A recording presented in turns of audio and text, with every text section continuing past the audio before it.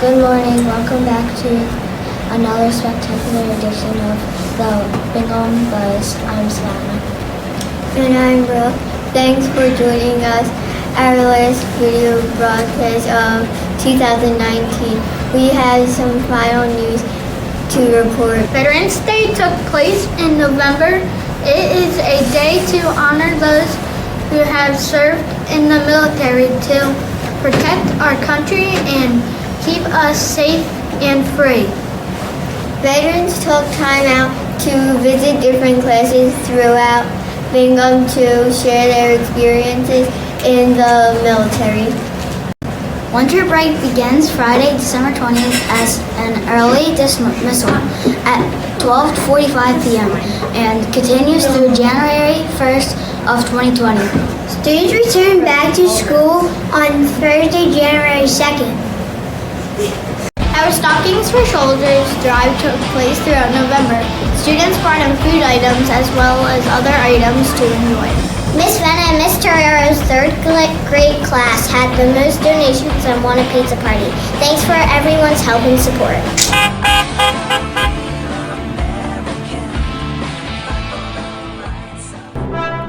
Adventure Waits, November's theme was camping. Many classes took part in this theme throughout activities like camping out with blankets, books, and even movies. Even the STEAM lab had its own makeover into a campground for all to enjoy thanks to Miss Aisa and Miss Kerwicki. December's theme is holidays around the world. Students will rotate in second and third grade later in December, learning more about different holidays celebrated that may be different than their own. Not only that, but students have some fun crafts and activities that go along with the different holiday traditions they will be learning about in their class rotation. New Year, New Year. New Year's prompts people to make goals they have for the new year. Here's some tips from the Bingham Buzz if you like to make a new goal. Make your goals realistic and specific. For example, if you want to be a better student, what can you do to become a better student? Read for 30 minutes every night, do extra homework, log into educational sites at home instead of playing video games. Share your goals with others.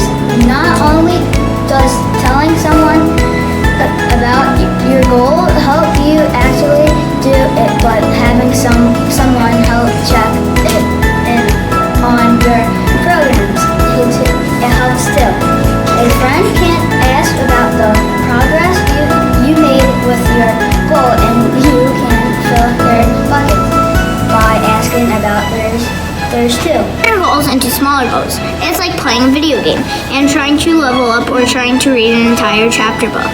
You don't just reach the end right away. You have to work towards it. How can you do that?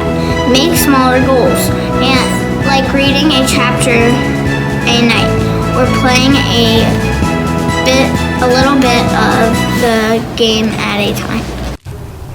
Happy holiday, friends! Today we're going to read a story called Mistletoe, and it's written by Margie Palatini, and it's illustrated by Henry Cole.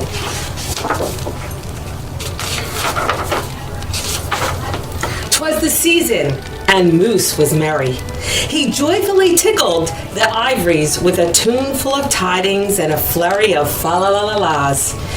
He was so full of ho-ho-hos, even his mustache had the holiday spirit. But Moose was more than just a bit merry and bright. He was busy, busy, busy.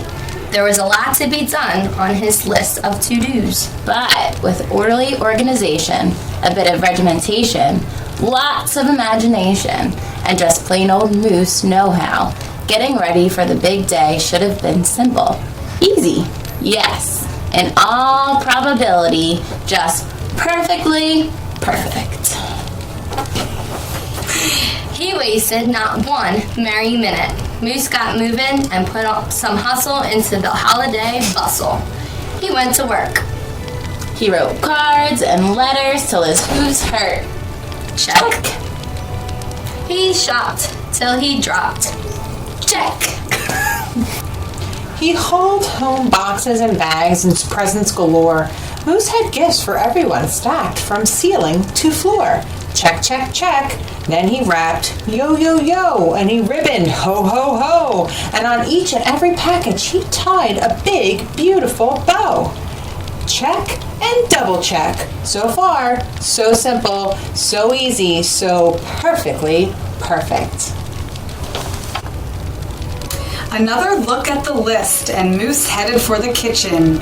He pulled out the pots, pans, and bowls, sifted through stacks and racks of cookbooks. He whisked with his left, spooned with his right. Moose baked tons of tins and cookies. Check. Dozens of cakes, breads, and sweets. Check, check, check. He made jellies, sticky jams. Moose roasted a goose and some chestnuts. He toasted marshmallows and yams. Check, check, check. Triple check. Yes, yes. So simple, so easy, but of course, perfectly perfect. Decorations were up next on his list of things to do and get done. So Moose decked the halls, then spruced up the walls. He beaded, bowed, and moosel-toed. He gathered garlands, roped wreaths, and holly. Jingled bells, sang noels. Oh, good golly, this Moose was jolly. Check, check, check, check, check, check, check. Last but not least, he hung all the stockings, each and every one, with special care. And just in time, too. Soon Santa would be there. Check and final check. Yes, sirree. Getting ready for Christmas was an absolute snap. And so simple, so easy. And if he did say so himself, Moose thought totally, utterly, completely, perfectly perfect. On that night before Christmas, Mother, Little Sissy, Bucky, and Junior looked all through the house. What a job Moose had done. Everything looked bountiful, festive, quite fine indeed. There was just one minor problem, if you will. Oh dear, sighed the missus as the five stared at one empty corner. Oh my, oh me, oh gee. Pop, what happened? Cried Junior. You forgot the tree. Oops, where would they hang the tinsel, string the popcorn, light the lights? Where would Santa leave his gifts for the kiddies on Christmas Eve night? So Moose pulled on his galoshes and put on his hat. He would find a tree somewhere, somehow, and that's all there was to that. So out went the Moose, braving blustery blowing winds and the cold, trudging through snowdrifts, courageous and bold. Moose first hoofed it down the corner. Not a tree to be had. Then he slid around the block. Oh, things were looking bad. He went down every boulevard, street, and little road. He looked down lanes and alleys. Every tree had been sold. There wasn't a branch, not a twig, not one even lousy, bowless bough hanging around. Nope, nada, nothing. Not a tree to be found. No tree, sighed a sad Moose as he came home empty-handed that snowy eve. The kids tried to make the best of it, they said. Oh, so, who needs a tree? But Moose could plainly see they were short on the glee. He knew he had to do something, and that's just what he did. In the empty corner he stood and spread his arms out very wide. Then he smiled at his children as he winked at his bride.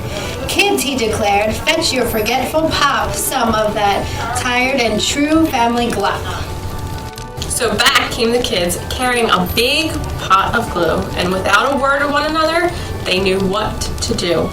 They each took a part, grabbing strands, taking hold, then carefully, oh so carefully, they glopped and they plopped and they pasted and they pressed. They curled and twirled every which way a follicle could fathom, until Moose's magnificent moustache was indeed even more of a marvel to see.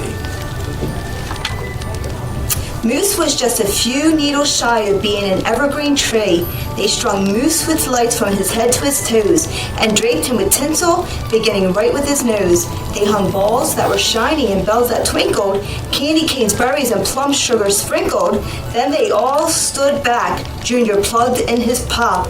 Ooh, ah, yes, Moose truly was one incredible sight.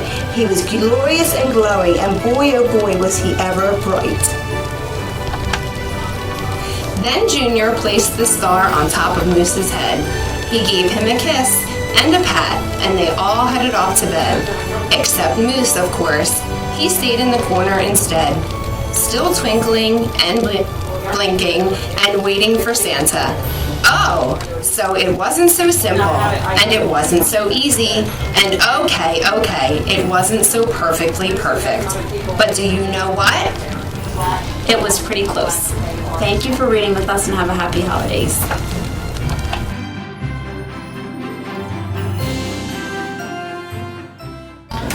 Hey, it's Mr. Michelle. I'm back again to give you the rundown on some STEAM success in November.